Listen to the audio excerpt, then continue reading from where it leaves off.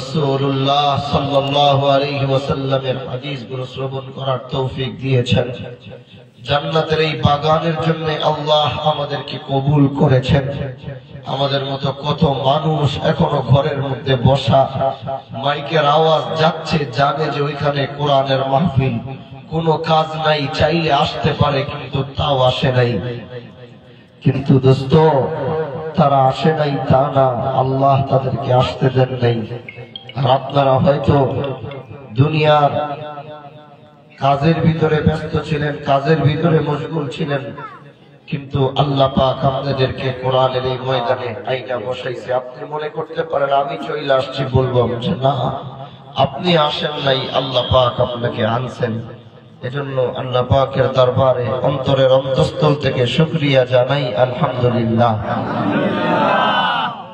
আপনাকে আওয়াজ শুনে মনে হয় কি আপনারা বাচ্চা নাই, সবাই মরে গেছেন। গলার মধ্যে আওয়াজ নাই, ভিতরে ইমানি চেতনা নাই। এজন্য ভাই, আওয়াজ দিয়ে দুই হাত উঠায় বলেন তো আল্লাহু আকবার।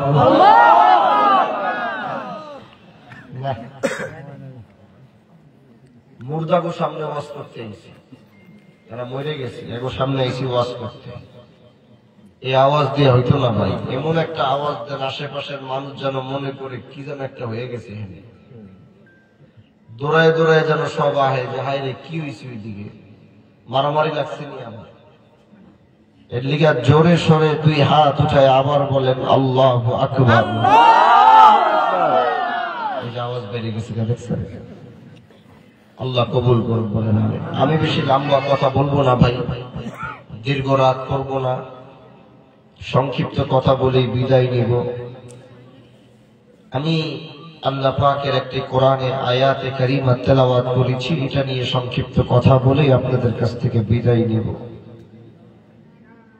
দেখেন ভাই, দুনিয়াতে আল্লাহ পাক আমাদেরকে পাঠাইছেন এবং আমাদেরকে শ্রম দিয়ে কষ্ট করে উপার্জন করা লাগে। বাসায় বসে থাকি না, যুব সমাজ, পুরুষ মানুষ বাহিরে কাজের সন্ধানে শুধু দৌড়ায়, রিজিকের তালাশ করে। দেখবেন সকাল থেকে রাত পর্যন্ত কেউ চাকরি করতেছে, আবার দেখা গেছে 8টা থেকে 4টা পর্যন্ত চাকরি করে, 4টা থেকে দোকানদারি করে। তারপরেও মানুষ তার কাজের মধ্যে, কর্মের মধ্যে বরকত খুঁজে পায় না। তারপরেও মনে হয় আরো দরকার, আরো লাগবে, হয় না, সংসারে হয় না। এদেশের মানুষ ফসলের সময়, যে ফসলের সময় আসতেছে, দেখবেন বুড়ারা সকাল থেকে ফসলাদি করতে করতে জীবন পার হয়ে গেছে। এই যে মানুষ এত কষ্ট করে, এই কষ্ট করবার কারণটা কি? যে সে কিছু টাকা পয়সা রোজগার করবে এবং এই টাকা পয়সা দিয়ে সে নিজে ভালো থাকবে, ভালো খাবে, নিজের পরিবারকে ভালো রাখবে, ভালো খাওয়াবে। মানুষ কি টাকা কামায় মাটির নিচে রাখা দেওয়ার জন্য? বলেন না? এই যে যুবকরা এত কষ্ট কইরা বিদেশে পাড়ি জমায়, বিশেষ করে এটা কি জাজিরা বলছে, এখানকার মানুষ দেখবেন ইউরোপে আছে না, এখানকার পোলা ভাই, হ্যাঁ, জানটারে বাজি রাইখা সেই লিবিয়া হইয়া দেখবেন ইউরোপে পাড়ি জমানোর স্বপ্ন দেখে। এই যে এত রিস্ক, জানের পরোয়া না কইরা সমুদ্র তিনি ওই স্পিড বোট দিয়ে পাড়ি জমায়া ইউরোপের এক নতুন জীবনের সন্ধানে যে জীবনটা এত বড় রিস্ক নিল, এই রিস্কটা সে কেন নিছে বলেন তো? এই রিস্কটা তার নেবার একটাই কারণ, যে আমি ভালো থাকবো, আমার বাপরে একটু ভালো রাখবো, আমার মাকে ভালো রাখবো, স্ত্রীকে ভালো রাখবো, সন্তানদেরকে ভালো রাখার কথা চিন্তা কইরা সে তার জীবনের পরোয়া করে নাই। সে জানে যে এখানে একটা দুর্ঘটনা ঘটতে পারে, এটা চিন্তা করার পরেও কিন্তু সে ওই ট্রলার যোগে লিবিয়া থেকে ইটালির পথে রওনা দিচ্ছে। এই যে এত মানুষের এত কষ্ট, কিন্তু আমরা কোনদিন আল্লাহর এই কোরআনের পাতাটা খুইলা দেখি নাই যে আল্লাহ আমাদেরকে কি মেসেজ দিয়েছেন। কেউই ঠিক মতো জানি না, বলতেও পারবো না। আমি সংক্ষিপ্ত কথা বলবো, আগেই বলছি বেশি লম্বা কথা বলবো না। মনে হইল এই বয়ানটা আপনাদের এই জায়গার জন্য, কারণ দেখা মনে হইল এখানকার মানুষ হয়তো শ্রমজীবী মানুষ, তাই না? নাকি সবাই পায়ের উপর পা তুলে বসে খায়? তাইলে এই বয়ানটা আপনাদের জন্য। আজকে আল্লাহ পাকের দুইটা কথা আপনাদেরকে শোনায় আমি চলে যাব। তাহলে যারা শ্রমজীবী এত কষ্ট করতেছেন, মানুষ এত কষ্টের পরে নিজের ঘরে যদি একটা চালের ঘর থাকে, চেষ্টা করে ওই চালটারে সরাইয়া দেয়াল দিয়ে একটু ঢালাই করে থাকা যায় কিনা। যদি সাইকেল থাকে চিন্তা করে একটা মোটর সাইকেল কিনা যায় কিনা। সন্তান যদি মিডল ইস্টে থাকে আরেকটু টাকা বাড়ায়া ওরে ইউরোপে পাঠানো যায় কিনা। এই সব কিছু মানুষের জীবনটাকে সুন্দর করবার জন্য মানুষ এত কষ্ট করে, এত কষ্ট করে, কিন্তু আজ পর্যন্ত আল্লাহর কোরআনটা কোনোদিন খুইলামি দেখলামই না যে আল্লাহ পাক আমার সাথে কি ওয়াদায় আবদ্ধ হয়েছেন, আল্লাহ আমাকে কি মেসেজ দিতেন 1000 বছর আগে। যে মেসেজটা আমি না কোনোদিন কোরআন খুইলা দেখছি না, পড়ছি না, বুঝছি না, কেউ আমাকে কোনোদিন বুঝাইছে না, কেউ আমাকে কোনোদিন বলছে। আজ আল্লাহ পাকের একটা মেসেজ আপনাদেরকে দিব, ইনশাআল্লাহ আপনাদের জীবন পাল্টায়া যাবে। আপনারা শুধু আল্লাহর এই বিধানটা মানলে খালি দেখবেন যে আর কি আরাম আর আরাম, কি সুকুন আর সুকুন। এবার আল্লাহ পাক বান্দার সাথে ওয়াদায় আবদ্ধ হয় আর বলে, বান্দা, এ বান্দা শোন শোন শোন, আমি তো তোর রব, আমি তো তোর মালিক, আমি তো তোর আল্লাহ। আরে বান্দা, তোর কাছে তুই যেমন সারাদিন আমার কাছে কত কিছু চাস, তোর চাওয়ার কোনো শেষ নাই। কখনো গাড়ি চাস, কখনো বাড়ি চাস, কখনো ধন দৌলত চাস, কখনো ইজ্জত সম্মান চাস, কখনো পুত্র সন্তান চাস। এইভাবে তুই চাইতে চাইতে তোর চাওয়ার আর কোনো শেষ নাই। কিন্তু বান্দারে, আমি আল্লাহ হিসাবে, আমি তোর মাওলা হিসাবে, আমি তোর রব হিসাবে, আমি তোর মুনিব হিসাবে আমি তোর কাছে বেশি কিছু চাই না। তুই আমাকে শুধু দুইটা জিনিস দিবি রে বান্দা। এবার বান্দাকে আল্লাহ এই কথা বলবার পরে আল্লাহ বলে, বান্দা তুই আমাকে মাত্র এই দুইটা জিনিস দে। তুই যখন আমার কাছে চাস, আমি তো তোরে জিজ্ঞাসা করি না যে তুই তুই তুই যখন আমার কাছে চাস, আমি তো জিজ্ঞাসা করি না যে আমি দিলে তুই আমারে কি দিবি। কিন্তু বান্দা, তোর কাছে আমি দুইটা জিনিস চাইলাম, তুই এই দুইটা জিনিস আমারে দে।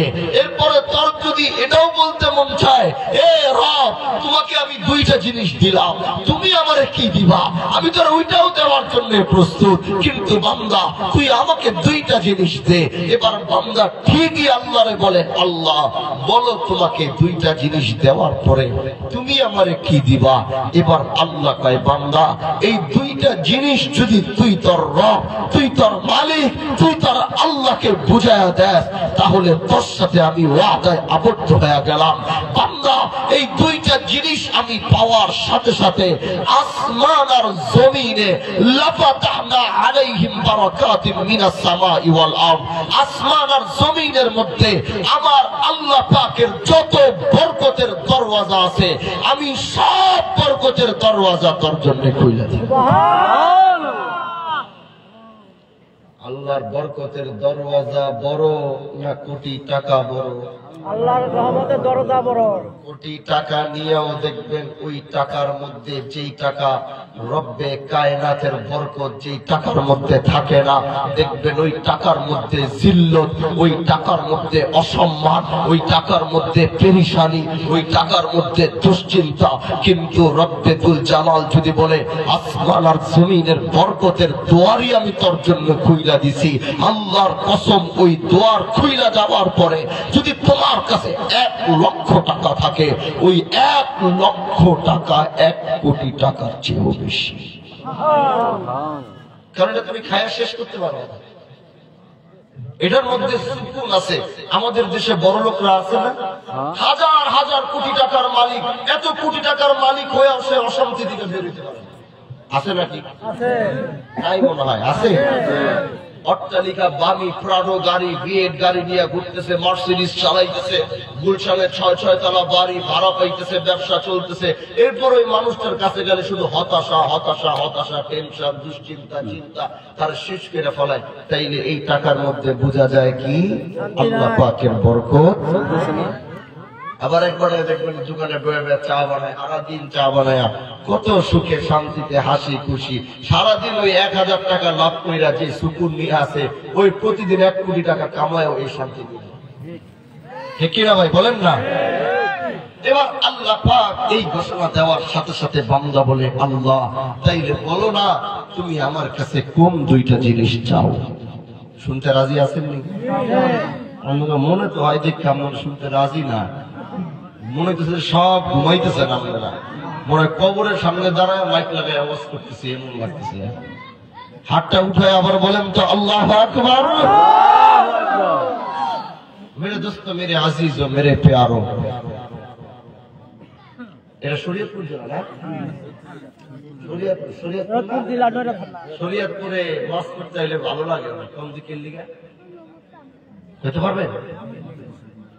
কারণ এই শরীয়তপুরের নামটা আমার বংশের নামে, এর লিগা শরীয়তপুর ওয়াজ করতে চাইলে ভালো লাগে। দেশ বিদেশে গেলে যখন কেউ আয়া কয় বাড়ি কই, যখন কয় শরীয়তপুর, তখন ওই মানুষটার প্রতি একটা টানই এসে পড়ে অন্যরকম। কারণ এই জেলাটার নাম হাজী শরিয়াতুল্লাহ রহমাতুল্লাহ আলাইহির নামে বাংলাদেশের একটা জেলা, যে জেলাটা এক ওলি আউলিয়ার নামে রাখা হয়েছে, এটার নাম কি? শরীয়তপুর। এজন্য এই দেশের মানুষের সামনে ওয়াজ করতে আসলেও, এদেশে পাড়া দিল, সবাই আমাকে মনে করে যে আমরা মনে হয় শরীয়তপুরে। মানুষের বুঝাই কইতে না ভাই, আমরা শরীয়তপুর নেই, ভুলে ক্রমে আমরা মাদারীপুর ঘুরে গেছি। মানুষের মনে করে হাজী শরিয়াতুল্লাহ নামে, তারা আমাকে দেশের বাড়ি শরীয়তপুর, মনে করছি আমাদের শরীয়তপুর একটা বাড়ি করা দরকার। জায়গা জমি দিবেন, জায়গা জমি নিয়ে একটা বাড়ি এনে করা দরকার। যদি কয় হুজুর হাজী শরিয়াতুল্লাহ আমাদের বাড়ি কি কোন শরীয়তপুর, কি জায়গা জমি দিবেন নি একটা বাড়ি করা? যাক আল্লাহ কবুল করে, বলেন আমিন। মেরে দোস্ত, এবার বান্দা বলে, আল্লাহ বল না তুমি কোন 2টা জিনিস আমার কাছে চাও, সব তো আমার দিয়েই দিলা, তুমি আমার রব, আমার কাছে মাত্র 2টা জিনিস চাইলা। আল্লাহ বলো তুমি কোন 2টা জিনিস চাও। আল্লাহ পাক এবার কোরআনে কারীমের মধ্যে বলেন, ওয়ালাউ আন্না আহলাল কুরা আমানু ওয়াত্তাকাউ লাফাতাহনা আলাইহিম বারাকাতিন মিনাস সামাই ওয়াল আরদ। আল্লাহ পাক এবার বান্দাকে বলে, বান্দা তোর কাছে আমি কঠিন কিছু চাই নাই, আমি আল্লাহ তোর কাছে বড় সহজ আর বড় সস্তা জিনিস চাইলাম। কারণ আমি হযরত ইব্রাহিমের কাছে আমি ইসমাইল চাইছিলাম, যেই ইব্রাহিম আল্লাহর কাছে 80 বছর শুধু দোয়া করছে, রব্বি হাবলি মিনাস সালিহিন। 80 বছর পরে ইব্রাহিমকে ইসমাইল দেওয়ার পরে আমি আল্লাহ ইব্রাহিমকে এমন পরীক্ষায় ফালাইছিলাম, কিন্তু বান্দা আমি ইব্রাহিমের মতো ইসমাইল চাই নাই, আমি তোর কাছে এমন কিছু চাই নাই যে তোর কষ্ট হবে। কারণ আমি আল্লাহ জানি আমার বান্দাকে কষ্ট দেওয়া যাবে না, কারণ আমি আমার বান্দাকে অনেক বেশি ভালোবাসি। 70টা মা কেন, 1000 মা একটা সন্তানকে যত মোহাব্বত করে, আমি আল্লাহ আমার এক একটা বান্দাকে তার চেয়েও বেশি মোহাব্বত করি। এবার আল্লাহ এবার বান্দাকে ডাক দিয়া বলে, বান্দা তাইলে শোন এবার কি চাই। আল্লাহর কোরআন বলে, ওয়ালাউ আন্না আহলাল কুরা আমানু।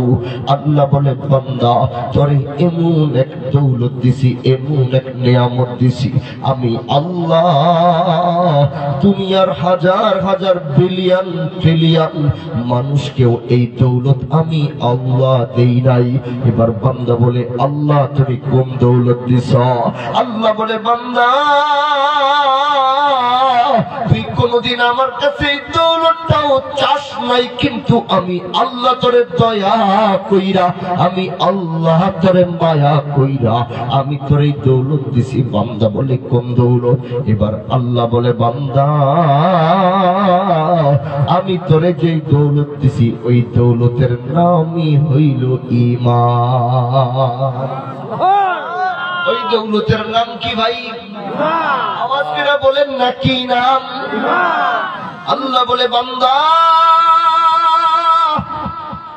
দুনিয়ার মধ্যে হাজার বিলিয়ন ট্রিলিয়ন মানুষ দুনিয়ার মধ্যে আগমন করেছে, কিন্তু আমি আল্লাহ কাউকে ইমানের দৌলত দেই নাই। কিন্তু বান্দা আমি তোরে ইমানের দৌলত দিছি, এবার তুই আমারে এই ইমানের দৌলতটা আমারে বুঝাইয়া দিবি।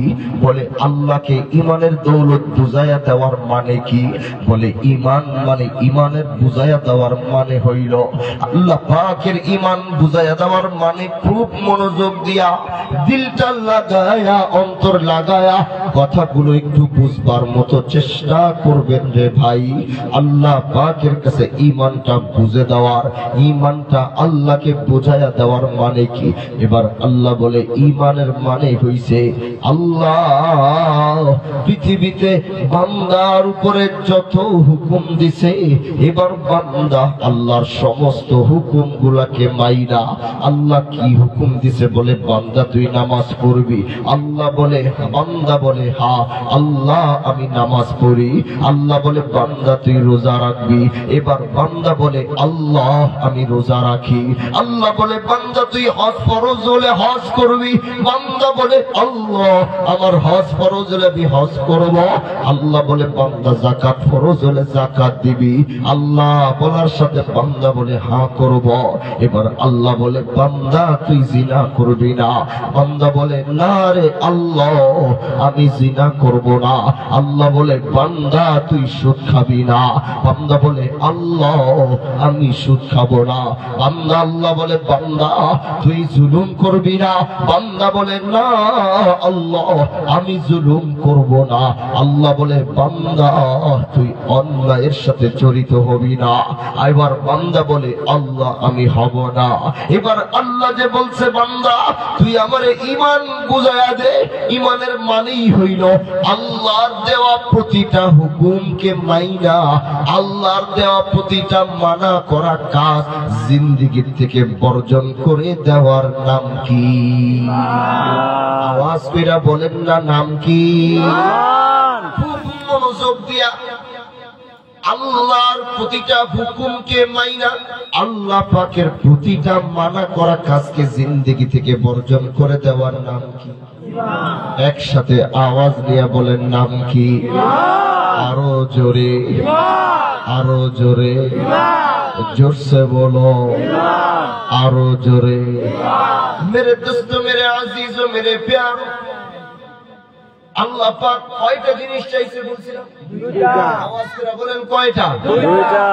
আল্লাহ পাক দুইটা জিনিস চাইছে, তার মধ্যে প্রথমটা কি বললাম? এবার আল্লাহকে বান্দা বলে আল্লাহ নাও তোমারে ঈমান বুঝাইয়া দিলাম। আল্লাহ বলে ঈমান শুধু দিলে হবে না বান্দা,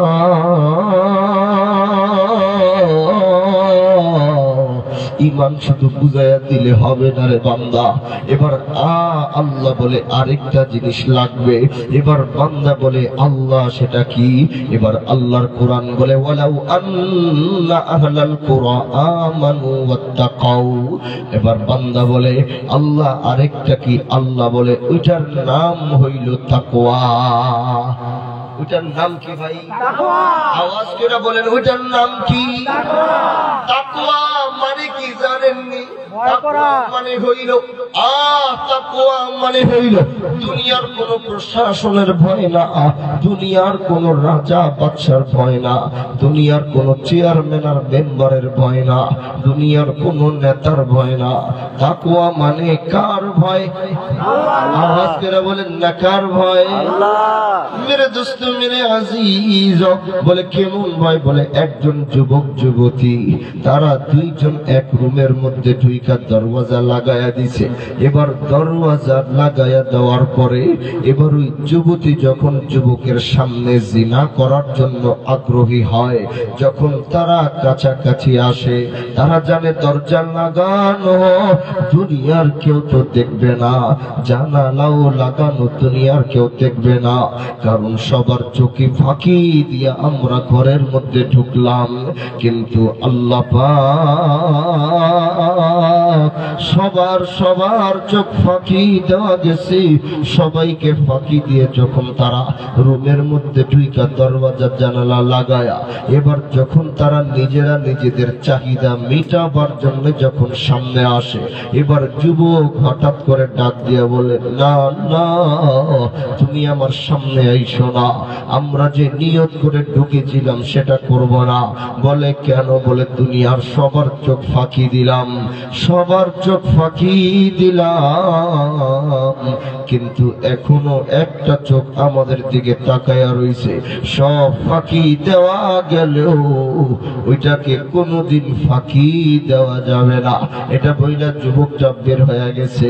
তাইলে মানে বন্ধু, যুবকের ভিতরে কার ভয় ছিল? আল্লাহ।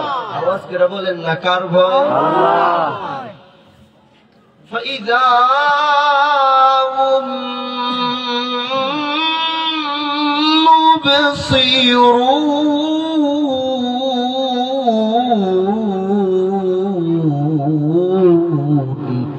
দুনিয়ার সব ফাঁকি দেওয়া গেল, আসমান থেকে যে তাকায়া আছেন ওইটা তো কোনোদিন ফাঁকি দেওয়া সম্ভব না। এবার বন্ধু, এটার নামই হইল তাকওয়া। আল্লাহ পাক এই কোরআনে কারীম যেটা দেখেন, এই কোরআন আল্লাহ পাক তাকওয়া দিয়া সাজাইছে। বলে সেটা কেমনে? বলে আল্লাহ তাকওয়ার কথা, আল্লাহর ভয়ের কথা কোরআনে যেমনে বলছে তাকওয়ার মতো করে আল্লাহ বলেন নাই। বলে এক এক আয়াতের মধ্যে আল্লাহ দুইবার করে তাকওয়ার কথা উচ্চারণ করে। বলে কেমনে? ইয়া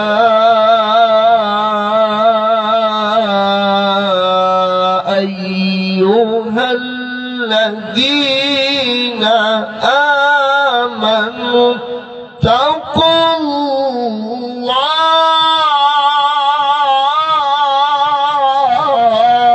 আল্লাহু আকবার।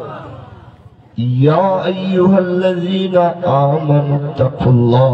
আল্লাহ একবার তাকওয়ার কথা বললেন, এবার বলে ওয়াল তানজুরু নাফসুম মা কদ্দামাত লিগাদ ওয়াত্তাকুল্লাহ। আল্লাহ এক আয়াতে দুইবার করে তাকওয়ার কথা বলেন। এজন্য বন্ধু আমার, তাকওয়া দুনিয়ার কারো ভয় না, কার ভয়? এবার আল্লাহ পাক বলে, বান্দা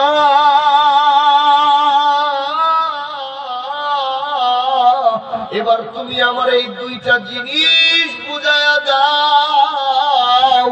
আমি আল্লাহ তোমার সাথে যেই ওয়াদা করছি, দুনিয়ার সবার কথার পরিবর্তন হবে, তোমার নেতার ওয়াদাও খেলাফ করবে, তোমার বন্ধুর ওয়াদা খেলাফ হবে, তোমার ভাইয়ের ওয়াদা খেলাফ হবে, তোমার বাবা তোমার মারও ওয়াদার খেলাফ হবে, কিন্তু লা তাবদীলা লিকালিমাতিল্লাহ,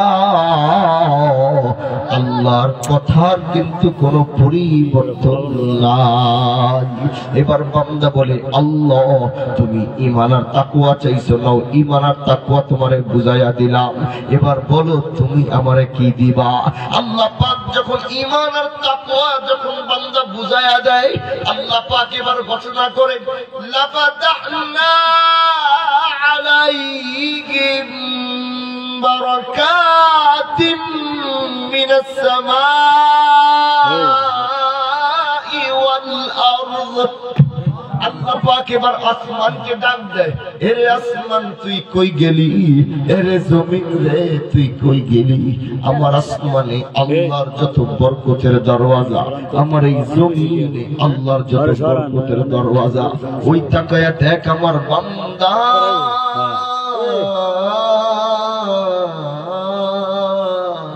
আমারে ঈমান বুঝাইয়া দিছে, আমারে তাকওয়া বুঝাইয়া দিছে।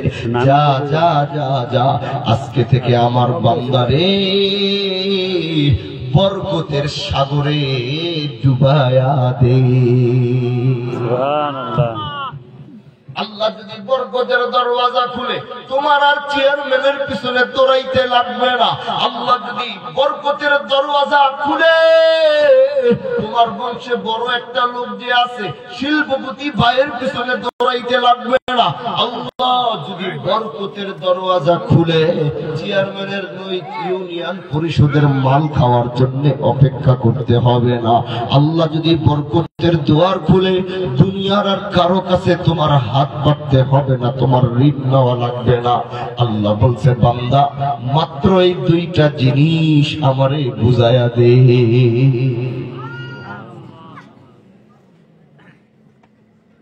আল্লাহ নবীর একটা হাদিস শোনায় আমি আমার আলোচনা শেষ করব। শুনতে রাজি আছেন না কষ্ট হয় রে ভাই? তাহলে দুই হাত উঠায়া আবার আরেকবার বলেন না আল্লাহু আকবার।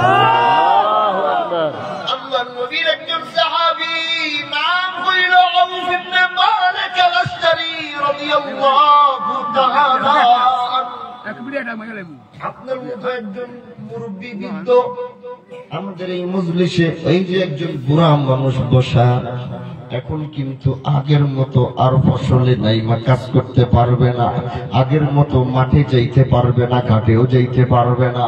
এরকম একজন বুড়া সাহাবী নবীর দরবারে আইসা বলে, ওরে নবী গো, তাকায়া দেখেন না বৃদ্ধ হয়ে গেছি, আমার তো সন্তান মাত্র একটা, তাও সন্তানটাকে কারাগারে কাফেররা বন্দী করে রাখছে, আমার রিজিকের বড় কষ্ট হয়ে যায়, বাসায় খাবার নাই দাবার নাই, আমি আগের মতো কাজও করতে পারি না। কিন্তু সন্তানটা একটু কামাই রোজগার করত, আজ ওই সন্তানটাকে বন্দী করে রাখছে। কারণ আমাদের মধ্যে দেখবা অনেক বৃদ্ধ বাবারা সন্তানটাকে বিদেশ পাঠায়া দেয়। এখন সন্তান মাসে বেতন পায়, টাকা পাঠাইলে বাজার হয়, টাকা পাঠাইলে মায়ের চিকিৎসা হয়, টাকা পাঠাইলে ভাইয়ের স্কুলের ফিস হয়। হঠাৎ করে আবার শোনা যায় হঠাৎ করে বিদেশের রেট পড়ে, সন্তানকে যদি জেলে ধইরা নিয়ে যায় তাইলে ওই বাবার কি অবস্থা হয়? হয় নাকি? এরকম হয় আপনাদের দেশে? হয়। আমার কাছে তো কত মুরব্বী আয়া কান্দে, হুজুর ওলাডারে, কারণ আমরা তো দেশ বিদেশ ঘুরি। আল্লাহ তো আমারে আপনাদের দোয়ায় পৃথিবী আল্লাহ বহু রাষ্ট্র আমাকে সফর করায়, এখানে গিয়া তো দেখি হঠাৎ কথা নাই বার্তা নাই, রাত্রেবেলা রেট করে গেছে।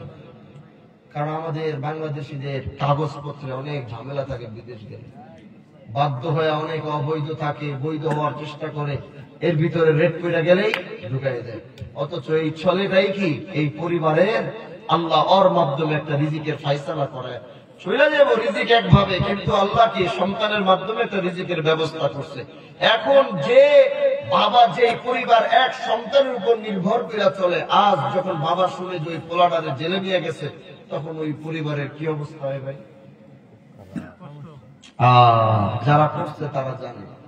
এখন এই বুড়া সাহাবী রাসূলের কাছে এসে একই কথা কয়, ইয়া রাসূলুল্লাহ, আমি কি আমি কি করব? আমার একটাই সন্তান, এটার উপর ধরে নেয়া কাফেররা বন্দী করে রাখছে, আমার রিজিকের বড় কষ্ট। আপনি আমারে এমন কিছু একটা বলেন যেটা দিয়ে আল্লাহ আমাকে বরকতের সাগরের ভিতরে ডুবাইয়া দিবে।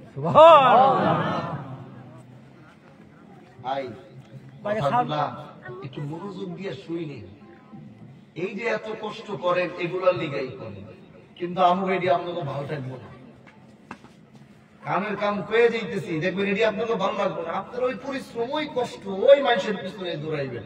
এই যে বয়ানটা করে যাইতেছি, যারা এই বয়ানটা আজকে মাইনা যাবেন, আল্লাহর কসম খায়া কই, যদি আপনার বরকতের দুয়ার না খুলছে, আমারে কইবেন যে হুজুর আপনার কথা অনুযায়ী আমি আল্লাহকে দুইটা জিনিস আমি বুঝাই দিছি, রসুলের হাদিস অনুযায়ী যে বয়ান করছেন আমি সবগুলা পালন করছি, আমার কিছু হয় নাই। তাইলে এই ময়দানে বইলা যাইতেছি, জীবনে আর ওয়াজি করবো না, ওয়াজি ছেড়ে দেব। আমরা জানি, প্র্যাকটিক্যালি আমরা দেখি। আপনাকে এটি কইতেছি, এটি আপনাকে ভালো লাগবে না, আপনাকে ওই কষ্টই করবেন কি। ওই বড় লোক পিছনে গিয়া 2 টাকা লিয়া দাঁড়ায় থাকবেন, ওই চেয়ারম্যানের কাছে, ওই মেম্বারের কাছে যাইবেন। অথচ আপনি নিজে নিজে যদি কোরআনের এই সমস্ত জিনিসগুলো যদি মাইনা যান, তাহলে তারা আপনার পিছনে ঘুরবো, তারও পিছনে আপনার ঘোরা লাগতো। শুনতে একটু কষ্ট হইল, মাইনা দেখ আমি লাগবে। সবারই তো একটু টাকা পয়সা, সংসার, একটু ভালো করার স্বপ্ন তো সবারই আছে, কার না? যে সবচেয়ে বড় লোক তারও আছে, যে একটা রাস্তার ভিখারি তারও আছে, যার হাজার হাজার কোটি টাকার মালিক তারপরও তার হয়। এজন্য কথাগুলো একটু মনোযোগ দিয়ে শুনো বাবা, কামে দিবি। এগুলা হইল হাজার হাজার কোটি টাকা দিয়েও এই কথাগুলা তোমরা পাইবা না। এটা দিয়ে তুমি তো অনেক কিছু হয়ে যেতে পারবা যদি খালি কথাগুলো মানতে পারো।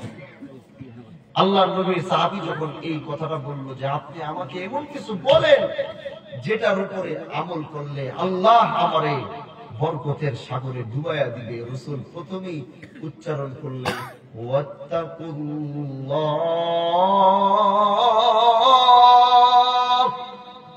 আল্লাহর কোরআন থেকে আমরা কয়টা পাইছিলাম? বলেন না কয়টা? এক হইল ঈমান আর এক হইল তাকওয়া।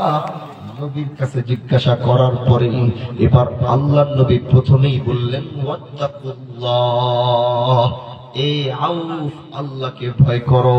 এবার আউফ বলে মনজুর হে ইয়া রাসূলুল্লাহ। এবার নবী দ্বিতীয়টা বলে ওয়াসবির ইয়া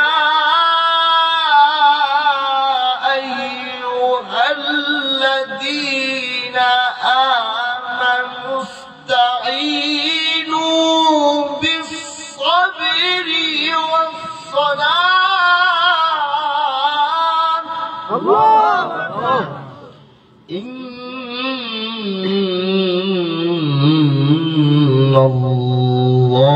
ইন্নাল্লাহা মা'আস-সাবিরিন। আল্লাহু আকবার। আল্লাহর নবী বলে ওয়াসবির মানে কি জানেননি? ওয়াসবির মানে হইল তুমি ধৈর্য ধরো, সবর করো। বলেন না ধৈর্যকারী সঙ্গে কে আছে? আল্লাহ। আল্লাহ। যারা নামাজ পড়ে আল্লাহ তার সাথে আছে, কিন্তু আল্লাহ ধৈর্যের কথার মতো এইভাবে বলে নাই। যারা রোজা রাখে আল্লাহ কি তাদের সাথে নাই? কিন্তু আল্লাহ তো এইভাবে বলেন নাই। কিন্তু আল্লাহ সবরের ক্ষেত্রে বলছে ইন্নাল্লাহা মা'আস-সাবিরিন।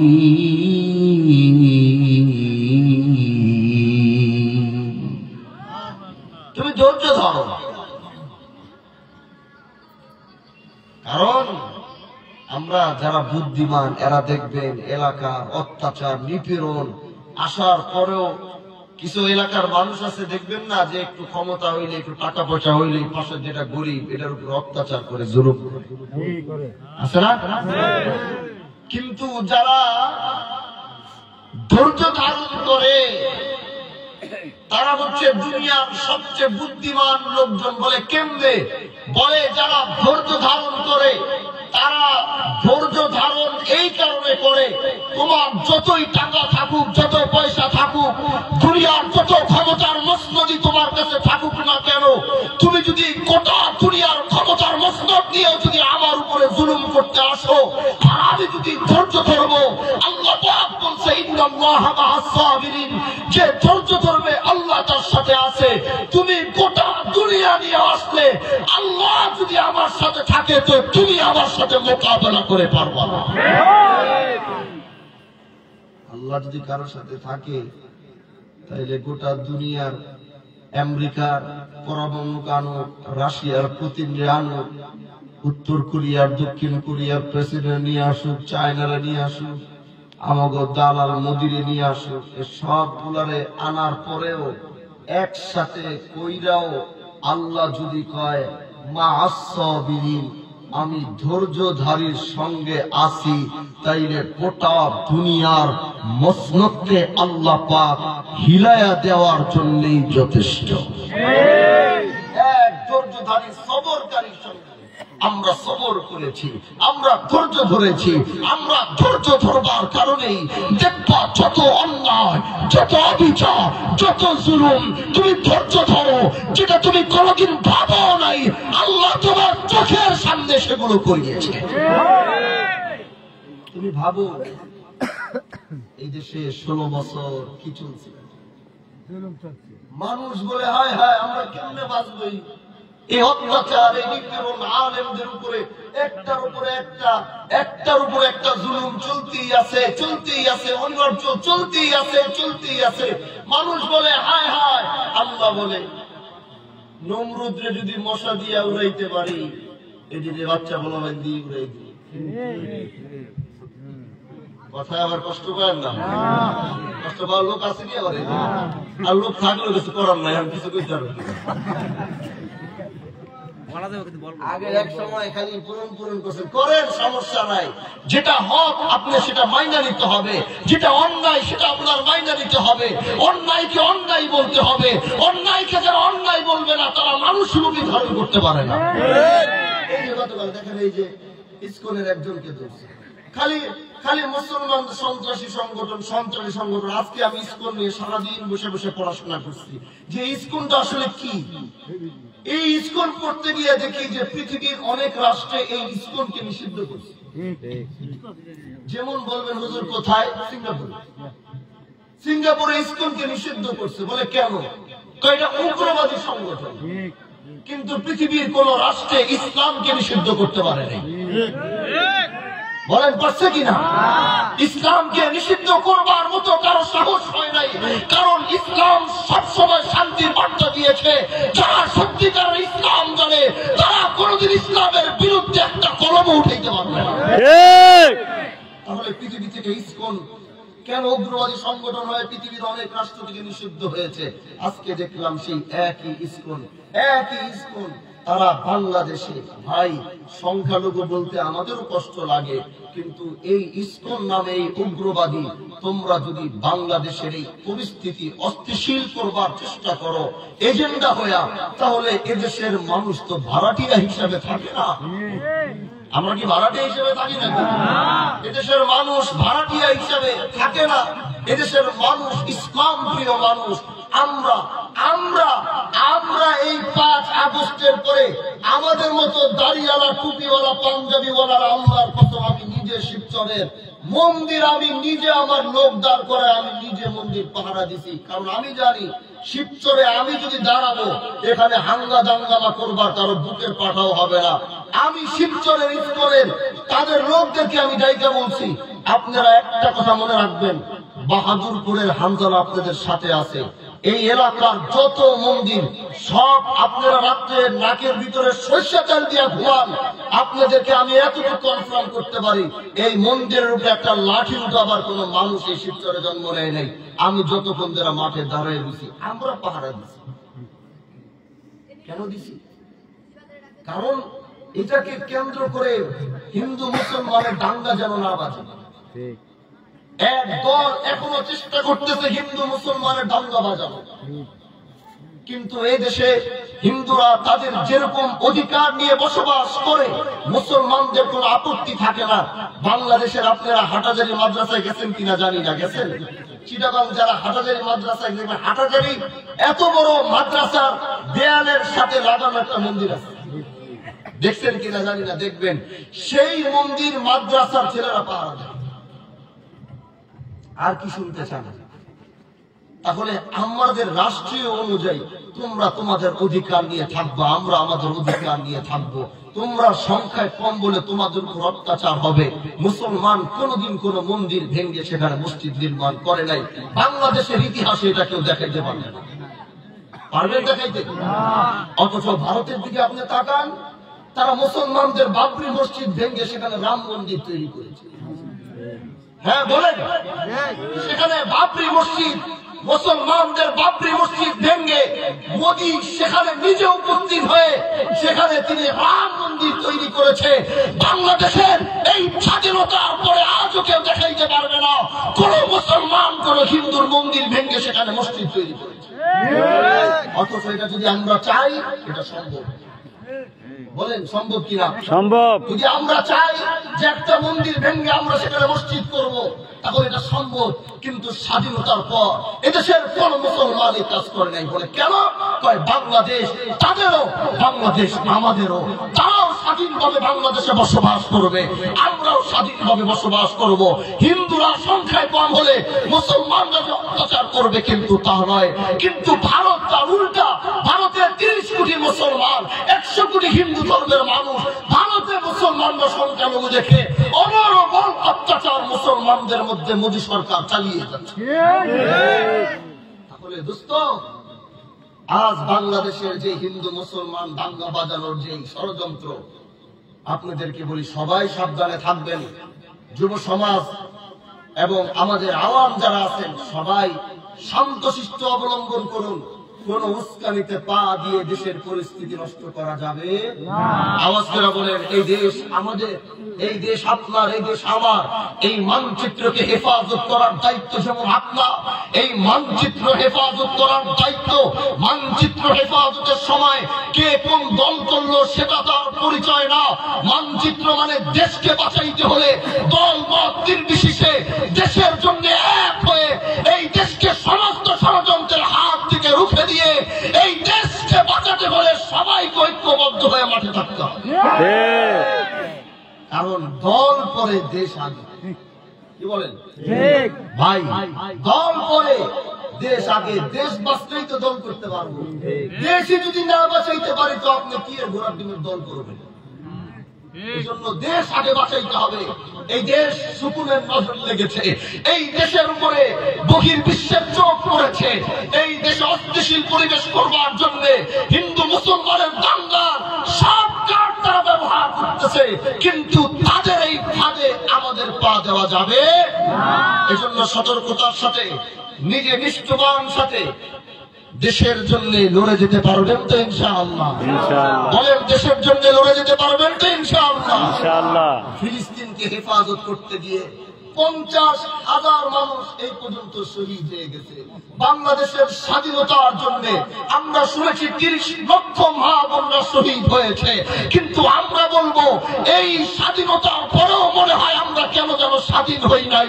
এখনো মনে হয় ভারতের দাঙ্গা হাঙ্গা দেখে মনে হয় এখনো যারা বাংলাদেশের দিকে নজর দিয়ে রাখছে, 30 লক্ষ মানুষ যদি এই দেশকে পাক হানাদার বাহিনী থেকে মুক্ত করতে পারে, তাহলে 50 লক্ষ ভারতের সাথে যুদ্ধ করে মুক্ত করবে।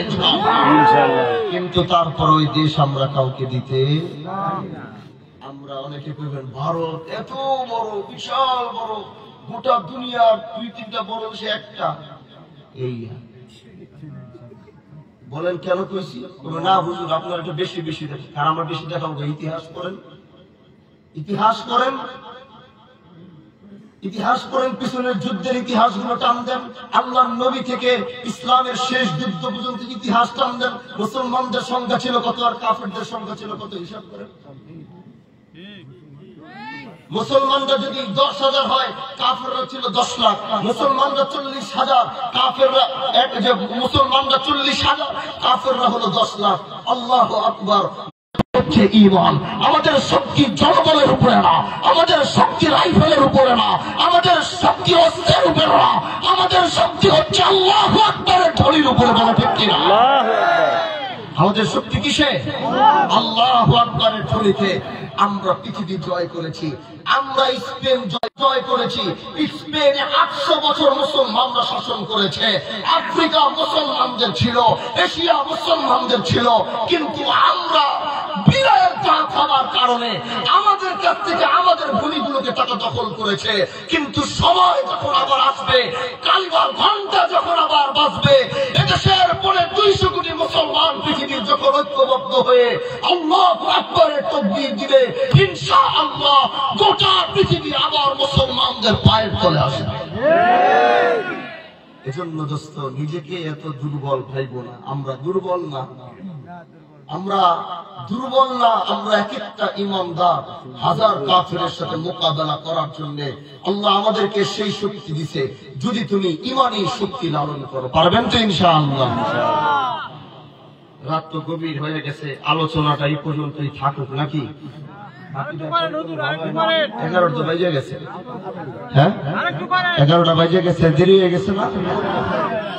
তাহলে হাদিসটা শেষ করি নাকি? হাদিসটা শেষ করি। মেরে দোস্ত, এখন এই বুড়ায় আল্লাহ নবী কয় ওয়াসবির, প্রথম কইছে তুমি আল্লাহকে ভয় করো, 2 নাম্বার হচ্ছে ওয়াসবির, তুমি ধৈর্য ধারণ করো, 3 নাম্বার বলে কুলু লা হাওলা ওয়ালা কুওয়াতা ইল্লা বিল্লাহ, যখনই তুমি সময় পাইবা তখনই তুমি লা হাওলা ওয়ালা কুওয়াতা ইল্লা বিল্লাহ পড়বা। ছোট্ট হাদিস, বেশি লম্বা না, মনোযোগ দিয়ে শুনুন। বলে কুলু লা হাওলা ওয়ালা কুওয়াতা ইল্লা বিল্লাহ। 3টা সবক নিয়ে তিনি বাড়িতে চইলা গেলেন। বাড়িতে যাবার পরে 3টা বিষয়ের উপর আমল শুরু করলো। সন্তান তো কারাগারে বন্দী, ওই সন্তান যখন কারাগারে বন্দী, এতদিন তো ছাড়ার কোনো নামও নাই, কিন্তু আমল শুরু করার সাথে সাথে এবার ওই কাফেররা যেখানে বন্দী করে রাখছে, আজকে একজন কাফের এসে কারাগারের দরওয়াজাটা খুইলা দিয়া এবার বলে, ভাই আসো আসো, এই দিকে আসো। সন্তানটা আসলো, এবার বলে, যাও, আজ তোমাকে কারাগার থেকে মুক্তি দেওয়া হলো, তোমার যেখানে যাইতে মনে চায় তুমি চলে যাও। এবার ছাড়ো বয়া খুশি, কতদিন বাবারে দেখি না, কতদিন পরে দেখি না। সন্তান তোর রওনা দিয়া মরুভূমির মাঝখান থেকে আসে। এবার মরুভূমি দিয়া যখন হাঁটে, এবার দেখে পিছন থেকে শুধু পায়ের আওয়াজ। এবার পায়ের আওয়াজ, সন্তান ভয়ে তাকায় না, অনেক সাহস করিয়া পিছনের দিকে তাকায়। পিছনের দিকে তাকায়া দেখে ওই সন্তানের পিছনে 4000 বকরির কাফেলাও হাঁটতেছে। কি দোয়া চেয়েছিল রাসূলের কাছে? ইয়া রাসূলুল্লাহ, এমন কিছু আমলের কথা বলেন না, আল্লাহ যে বরকতের জোয়ারে বাসায়া দিবে। এখন ওই সন্তান হাঁটে আর পিছনে তাকায়, 4000 বকরির কাফেলা দেখে পিছে পিছে হাঁটে। এবারও ভয় পায়া গেল, হায় হায়, এই বকরির মালিকের সাথে আমার চেহারাটা মিল আছে মনে হয়, ওরা মনে হয় ভুল কইরা আমার পিছনে হাঁটে। এবার ওই সন্তান আস্তে কইরা ডাইনে যায়, দেখে ওই 4000 বকরির কাফেলা ডাইনে যায়, ওই আস্তে কইরা বামে যায়, আবার দেখে ওই 4000 বকরির কাফেলা বামে যায়। এবার চিন্তা করে, ধুর আমি দাঁড়ায়া যাই, এরা চইলা যাক। এবার ওই সন্তান দাঁড়ায়া গেছে, তাকায়া দেখে ওই 4000 বকরির কাফেলাও দাঁড়ায়া গেছে।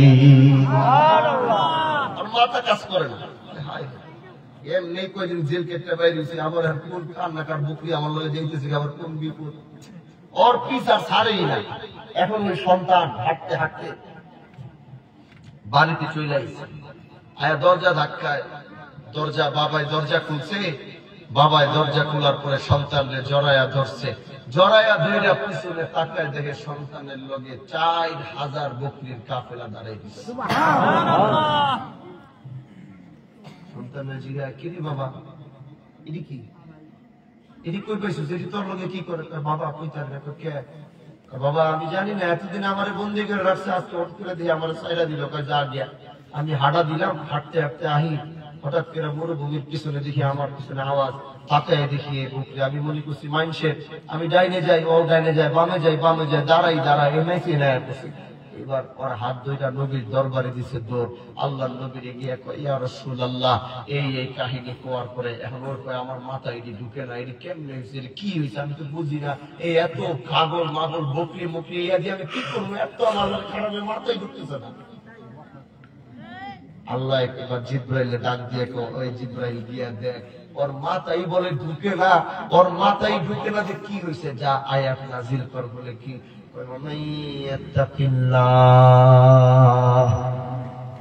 ومن يتق الله يجعل له مخرجا ইয়ারযুকুহু মিন হাইসু লা ইয়াহতাসিব। এভাবেই যারা তাকওয়া নিয়ে চলবে, যারা আল্লাহ পাক যখন তাদেরকে দিবে, ওয়া মান ইয়াত্তাকিল্লাহা ইয়াজআল লাহু মাখরাজা ওয়া ইয়ারযুকুহু মিন হাইসু লা ইয়াহতাসিব। আল্লাহ যখন তাদেরকে রিজিক দিবেন, লা ইয়াহতাসিব, আল্লাহ কোনো হিসাব করবেন না। এজন্য ভাই আমার এই কয়টা কথার উপর আমল করতে পারবেন ইনশাআল্লাহ? তাহলে কয়টা বললাম? কোরআন থেকে 2টা, ঈমান আর তাকওয়া। আল্লাহর নবীর হাদিস থেকে 3টা, তাকওয়া, সবর। আর যখন সময় পাইবেন কি পড়বেন? আওয়াজ করে বলেন না কি পড়বেন? আওয়াজ করে বলেন না কি পড়বেন? লা হাওলা ওয়ালা কুওয়াতা ইল্লা বিল্লাহ। কইলাম একটু আমলটা করেন, চোখটা বন্ধ কইরা আল্লাহর উপরে ইয়াকিন নিয়ে একটু আমল করেন না। আল্লাহর কসম খায়া কই, যদি কাজ না হইছে তারপরে কইবেন হুজুর এই বয়ান আর কইলেন নাই, বয়ানে কোনো কাজ হয় না। কারণ আমি জানি লা তাবদীলা লিকালিমাতিল্লাহ, দুনিয়ার সবার কথার পরিবর্তন হবে কিন্তু আল্লাহর কথার কোনো পরিবর্তন হবে না। তাইলে আল্লাহর কথা সত্যি না মিথ্যা? দুনিয়ার সবার কথা মিথ্যা হইতে পারে কিন্তু আমার রব, আমার আল্লাহর কথার কোনো মিথ্যা প্রমাণিত হয় নাই। কিয়ামত পর্যন্ত আল্লাহর বাণীকে কেউ ভুল প্রমাণিত করতেও পারবে না। এজন্য যুব সমাজ এত কষ্ট করো এই কথাগুলা মাইনো, মুরব্বী চাচারা এত কষ্ট করেন কথাগুলা মাইনেন।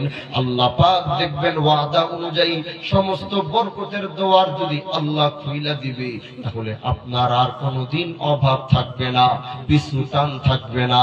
সম্মান ইজ্জতের সাথে আল্লাহ রিজিক দিবে, ওই রিজিক খায়া নিজেও ভালো থাকবেন, সন্তানকেও ভালো রাখতে পারবেন, পরিবারকেও ভালো রাখতে পারবেন। মানতে রাজি কে কে? আল্লাহ তুমি কবুল করা বলেন আমিন। হায়াতে বেঁচে থাকলে আবার দেখা হবে, আবার কথা হবে। আর বাহাদুরপুরে গেছেন এমন মানুষ আসেনি? ভালো মানুষই তো আছে, দেখা যায়। আল্লাহু আকবার, তাই নাকি? হ্যাঁ, এত মানুষ বাহাদুরপুরে। আমি কিন্তু এই এলাকায় আসলে আপনারা কি আমার চেনেন? দেখছেন? আমার মনে হয় আপনারা ওইভাবে দেখেন নাই, চিনেন কম। কারণ আমি এই জায়গায় আইছি প্রথম, কিন্তু বাহাদুরপুরের এত লোক শুনে ভালো লাগছে। মাশাআল্লাহ। আমার চাচা, আমি হইলাম পীর মোহসিনুদ্দিন আহমেদ দুদুমিয়া রহমাতুল্লাহ আলাইহির নাম শুনছেন? আমি হইলাম পীর মোহসিনুদ্দিন আহমেদ দুদুমিয়া রহমাতুল্লাহ আলাইহির নাতি। আমার দুদুমিয়া রহমাতুল্লাহ আলাইহির 8 সন্তান। আমি হচ্ছে সবচেয়ে ছোট ঘরের ছোট সন্তান। আমার বাবা হচ্ছে দুদুমিয়া রহমাতুল্লাহ আলাইহির সবচেয়ে ছোট ছেলে, আর আমি হইলাম ওই ঘরের ছোট। আপনাদের দোয়ার বদলতে হয়তো আল্লাহ পাক বাংলাদেশ সহ গোটা পৃথিবীতে আমাকে হাজী শরীয়তুল্লাহর বংশের এই নাসল দেখে হয়তো আল্লাহ আমাকে গোটা পৃথিবী সফর করায়। দেশ এবং ইসলামের জন্য সব সময় আমি হকের পক্ষে কথা বলে গেছি। শুধু এখন না, যখন কথা কেউ বলতে পারতো না তখন আমি চেষ্টা করেছি এই দেশের মানুষের পক্ষে।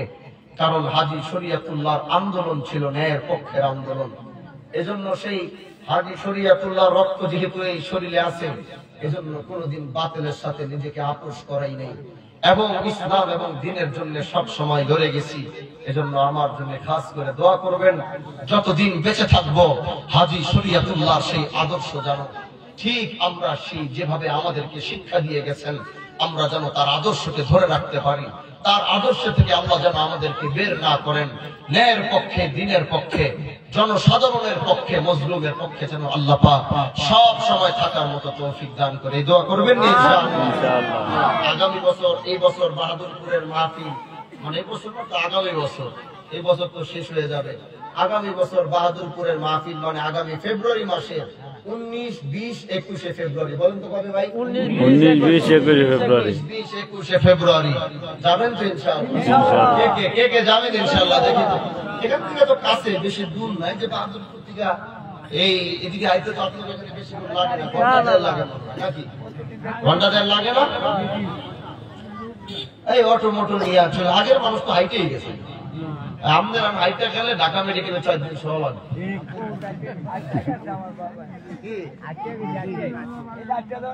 ওই আমি আমরা গেছি, ওই আমরা গেলে ওই 7 দিন এমনি ঢাকা মেডিকেলে শুয়ে থাকি। তারপরে হাঁটতে পারবো কিনা ওইটা কোনো নিশ্চিত না, কারণ আমরা খেতে দেশি মুরগি আর আমরা যে ফার্ম, আমার শরীর বডি সব হয়ে গেছে ফার্ম। আমার শরীর ওই দেখবেন একটা পোলার গায়ে দৌড়তে দেখবেন আধা কিলো দূরে মনে বোঝা জান দেয় আমি বাইরে যেতেছে। আর আগের বুড়াকে দেখছি বাবারে বাবা কামড়ায় পাতলে বসে তরকারি নাই কিচ্ছু নাই, উদা দুইটা পিঁয়াজ আর দুইটা পিঁয়াজ আর মরিচের দিকে তাকায় উনি না ধরে ভাত একটু খেয়াল হয়েছে। কি আমরা যেমন ওই যে মাদ্রাসায় পড়লে আমরা মাদ্রাসায় খাওয়া দাওয়া তো ভাই বুঝেনি, কষ্ট করে বড় হইতেছে। মাদ্রাসায় বাসায় যতই ভালো তাই মাদ্রাসায় তো বাসার মধ্যে খাওয়া যায় না। তো মুরগির টুকরা ওই রানটা মনে করেন একটা রান খান সব, শুধু রানটারে মনে করেন 2-2.5 টুকরা করে লাগে, ওনার কিছু থাকে। 1 প্লেট ভাত টুকরা দিয়ে জীবনে খাওয়া সম্ভব। করতাম কি ওটারে রাখতাম, ওটারে সামনে রাখা খালি ভাত খাইতাম, ওটারে দেখা আগে ভাত শেষ পর্যায়ে যাইতাম, আর শেষ লোকমাটা ওখান থেকে বস্তু ছুটাইয়া তারপরে শেষ লোকমায় ঢুকাইয়া কইতাম যে মুরগি দিয়া ভাত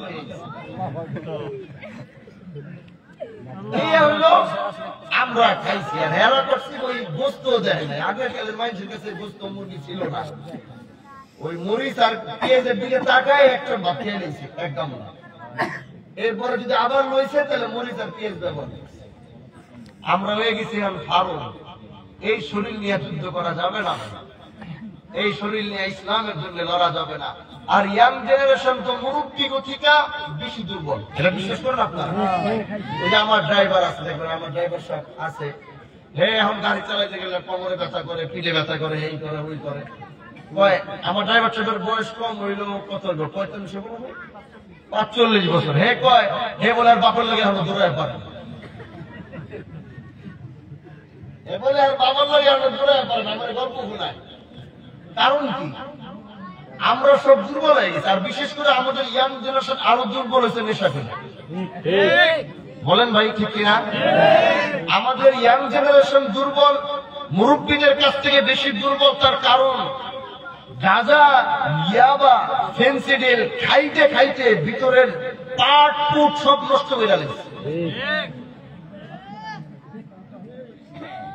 হাসিটা দেখেন না, হাসিটা দেখেন, দাঁতগুলো সব বাইরে। কথাটা কি সত্য না মিথ্যা? তাহলে অধিকাংশ যুবকরা কথাটা হাসতে গেলেও কথাটা যদি ফাইজলামিও মনে হয় বা হাসিরও মনে হয়, কিন্তু কথাটা বড় কষ্টের। আজকে যুব সমাজ সামান্য ঘন্টা খানিক একটু স্বস্তি পাওয়ার জন্য, ঘন্টা খানেক একটু নিজেকে ওই মাতাল ফিল করার জন্য শরীরের যে ক্ষতি তারা করতেছে, আগামীতে যখন মাইকের আজানের বদলে গোটা দেশকে রক্ষা করবার স্লোগান আসবে, তখন তারা এই দেশকে বাঁচাবার জন্য সেই শক্তি প্রয়োগ করতে পারবে না। নেশার বিরুদ্ধে লাগেন, নেশার বিরুদ্ধে যারা নেশা বিক্রি করে তাদেরকে জাতির সামনে, এলাকার সামনে পরিচিত করুন, তাদেরকে গোটা দেশের সামনে আনুন। নেশার সাথে কোনো আপোষ নেওয়া সৈচক্য করবেন না। নেশা যে করে সে সবচেয়ে বড় অপরাধী। বলে কেমন? বলে সে একটা জেনারেশনকে নষ্ট করে দিচ্ছে। এই জেনারেশন থেকে একটা ভালো ব্যক্তিত্ব দাঁড়াইতো, এই জেনারেশন থেকে একটা প্রেসিডেন্ট হইতো বাংলাদেশের, এই জেনারেশন থেকে একজন বড় দেশের দায়িত্বশীল হইতো, কিন্তু সামান্য টাকার কারণে আজকে একটা জেনারেশনকে বিপদমুখী করতেছে। দেশের শত্রু, জাতির শত্রু ও মানবতার শত্রু। এজন্য যারা নেশা বিক্রি করে ভাই, তাদের সাথে এলাকার থেকে 20 জন 30 জন একসাথে দাঁড়ান। যত বড় ঝড় আসুক তাকে কোনো ছাড় দিবেন না। আপনারা আমার মায়ের ভিডিওটা মনে দেখেন না? আপনি দেখতে পেয়েছেন? আমার একটা মায়ের ভিডিও ভাইরাল করে গেছে, নিয়ে যাবেন। আমি যখন এলাকায়, এখন তো এলাকায় থাকি, এলাকার ভিতরে আসার পরে কেউই পারে না এই নেশা এগুলা সরাইতে। ওই সন্ধ্যা সময় হয়ে যায়, ওই রাইতের বেলা বাইতে পরে বলে খারাপ কি একটা ঝামেলা, কারণ ওর সিন্ডিকেট তো অনেক বড়। কি সিন্ডিকেট অনেক বড় না? সিন্ডিকেট কিন্তু অনেক বড়। আমি ধরছিলাম তুই ভালো হবি না, তুই ভালো না, তোর বাপ শুদ্ধ ভালো হবে না, এমন ভাবে ধরছি তো ধরছি আলহামদুলিল্লাহ।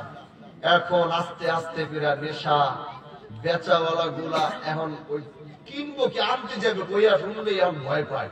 কারণ গানে যে কারণ এমন প্রেসার দিয়া রাখছি, বারবার ধরি ধরতে আর এখন সাহসী পায় না। লাস্টে থানার থেকে ওসি আমার যে কাজ আপনি করছেন এই নিয়ে কাজ আমরাও জীবনে করতে পারি। আর বাসায় আয়া আমার লাগে বইয়া কয় ওই যে টিও নতিকা শুরু কইরা মাদারীপুর জেলা ওই প্রশাসন সবাই আপনার কথা শুনছে, কিন্তু তারা কইছে যে না এই মানুষটা যে কাজ করছে এ আমরাও করতে পারি। করো বাবা, আমি হয়তো অনেকের শত্রু হয়ে গেছি, কিন্তু ওরা এক সময় বুঝবে যে আমার শত্রু দাদা তাদের ভালোর জন্য করছি, আমার জন্য আমি করি নাই। এজন্য যুব সমাজকে বাঁচাও, যুব সমাজকে বাঁচাবার জন্য এলাকার থেকে একটা কাফেলা তৈরি হও, তাদের সাথে যুদ্ধ করো। অনেক বিপদ আসবে, মোকাবেলা আসবে, তাদের সিন্ডিকেটের হামলা হুমকি ধমকি আসবে, কিন্তু তুমি একটা দেশের সচেতন নাগরিক হয়ে তোমরা একটা কাফেলা হয়ে এই দেশকে রক্ষা করতে হলে এদেশের যুব সমাজকে রক্ষা করতে হবে। এজন্য যদি যুদ্ধ করতে হয়, যারা নেশা বিক্রি করে তাদের বিরুদ্ধে যুদ্ধ করো, তাও দেশকে বাঁচাবার জন্য তোমাদেরকে এই অঙ্গীকার নামায় সই করতে হবে। পারবেন তো ইনশাআল্লাহ? ইনশাআল্লাহ বলেন পারবেন তো ইনশাআল্লাহ? আল্লাহ তুমি কবুল করো, বলেন আমিন। আর যারা খায় তাদেরকে বলি বাবা, এই যে তুমি যে খাও, অধিকাংশ যুবকরা তো অসুস্থ হয়ে গেছে, যারা বেশি অ্যাডিক্টিভ হয়ে গেছে। কি সমস্যা হয়? ফুসফুসে সমস্যা, না হয় ক্যান্সার হয়ে গেছে, না হয় কিডনি ড্যামেজ হয়ে গেছে। এই শরীরের অঙ্গ প্রত্যঙ্গের মালিক তুমি না, কে? এটা আল্লাহ তোমাকে দিয়েছেন।